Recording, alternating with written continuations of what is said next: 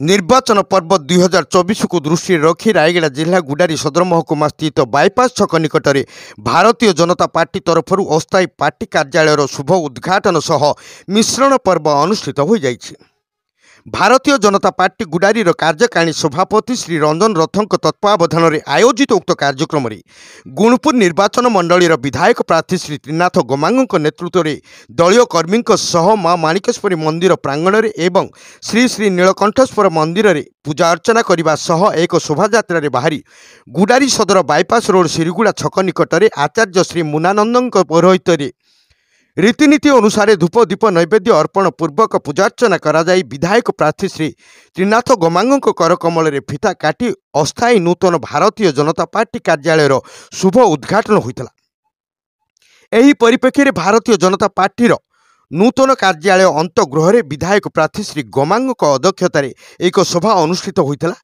उक्त सभारे विधायक प्रार्थी श्री गोमांग प्रधानमंत्री निर्मल भावमूर्ति सुशासन जनहितकर योजना संपर्क में उपस्थित जनता निकट में मत पोषण करते। प्रधानमंत्री मोदी जनहितकर कार्य निर्मल भावमूर्ति और सुशासन में अनुप्राणित होई सानुमा ग्राम पंचायतर युवनेता श्री अनंत कुमार देव नूतन भाव में बीजेपी रे निजर समर्थकों को नहीं योगदान करथिबा बेले अंचलर शताधिक कर्मी बीजेपी रे जोग देइथिले। उक्त कार्यक्रम में अंचलर वरिष्ठ बीजेपी नेता श्री प्रताप पाणिग्राही, ताउडू पंडा, एस श्रीनिवास, युव मोर्चा सभापति प्रदीप राणा, बुलू गोमांग प्रमुख जोग देइथिबा बेले सापुआ बिल, सानहुमा, बड़गट्टा, भुरुकुड़ू एवं ढिमरीगुड़ा ग्रामर शताधिक महिला और पुरुष कर्मी माने उपस्थित रहिथिले। मो नाम हो त्रिनाथ गोमांग। मु भारतीय जनता पार्टी गुणपुर निर्वाचन मंडल विधायक प्रार्थी भाव प्रतिद्वंदिता करुछि। आज गुडारी ठारे नूतन बीजेपी कार्यालय उद्घाटन कराला।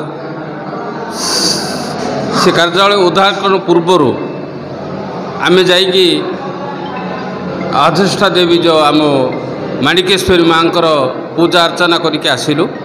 आसला परे आमे इठी कार्यालय बीजेपी कार्यालय उद्घाटन कराला। उद्घाटन कलापर लोक मानकर जो आसथिले लोक माने विभिन्न अंचल अन्य दल आम बीजेपी दल में शह शह लोक जोगदेले। कारण नरेंद्र मोदी आम प्रिय प्रधानमंत्री यशस्वी प्रधानमंत्री नरेंद्र मोदी योजना कार्यकलाप ये सबू से आकर्षण कला आकृष्ट कला से आसी से दल में जोगदेले। प्रकृति में आमर बीजेपी गोटे एजेंडा अच्छी गुडारी मोर व्यक्तिगत एजेंडा अच्छी जमी खारीकुटी नालर प्रोजेक्टा को 50 वर्ष आज पर्यटन होनी से जिनस आम सरकार जदि आसब निश्चित भाव आम कार्यकारी करूँ। द्वितीय जो गुणपुर 13 बाइल जो रेल लाइन जाइए गुणपुर गुडारी गुणपुर पदमपुर गुडारी देकी रामनगड़ा लाइन देखी गले भल होता से जिनस आम गुरुत्व देवु। आउ गोटे कम है आमर जो गुडारी ठारू भुवनेश्वर विशाखापाटना एटा निहाती बस सर्विस दरकार। आज पर्यंत 25 वर्ष है ये सरकार किसी करना। प्रत्येक भिलेज जमी पीवा पानी व्यवस्था हो पार से जिनस आमर ये एजेंडा आउ मुख्य जिनस है प्रकृत में मेडिकल रे स्पेशलिस्ट डाक्टर गुड़ाक नहांती मुंडबता ज्वर हेले मत से रिफेर कर दौरान गुणपुर को। आम सरकार जदि आसे ताहले आम निश्चित भाव गुडारी मेडिकल सबू डिपार्टमेंट स्पेशलिस्ट गुड़ाक रखार व्यवस्था करूँ।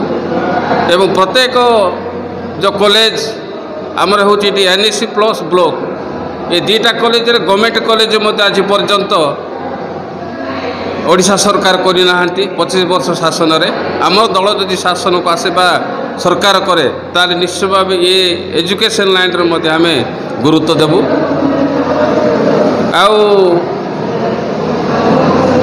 आमर जो बड़नाल प्रोजेक्ट है जदि चाहिए संप्रसारण कर किसी अंचल को मत गुडारी पानी माड़ी पारे से जिन सब आम गुरुत्व देवु। लोक माने नरेंद्र मोदी बीजेपी भारतीय जनता पार्टी प्रति बहुत अभिमान स्नेह ममता रखिछन्ति बा सेमाने निश्चित भाव भारतीय जनता पार्टी की भोट दे जययुक्त करिवे बोली मु गुणपुर निर्वाचन मंडली समस्त भाई भौणी मानक मोर अनुरोध और दयाकोरी भोट दे जययुक्त करांतु एति कही मोर वक्तव्य रखिली। नमस्कार। भारत माता की जय। रायगढ़ जिला गुणपुर उपखंड स्तरीय प्रतिनिधि प्रसाद लिमा रिपोर्ट संघर्ष टीवी।